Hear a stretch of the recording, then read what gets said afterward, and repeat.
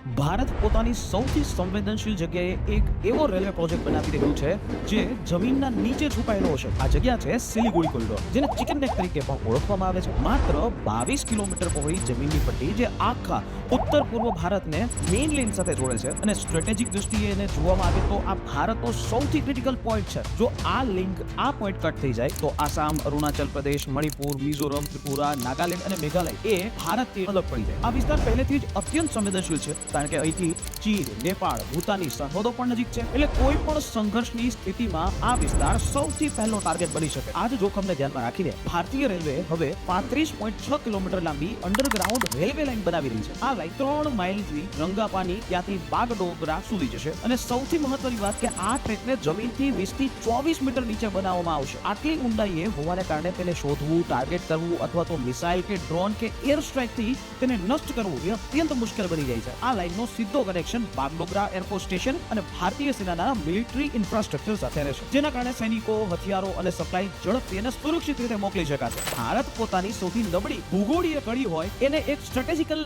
Life line જે છે એમાં બદલી રહ્યું છે. તેથી યુદ્ધ હોય કે સંકટ, ઉત્તર પૂર્વ ભારત હવે ક્યારે એકલું નહીં પડે. તમને શું લાગે છે આ નિર્ણય કેટલો મહત્વનો છે? નીચે કોમેન્ટ બોક્સમાં જરૂરથી આપનો અભિપ્રાય જણાવો.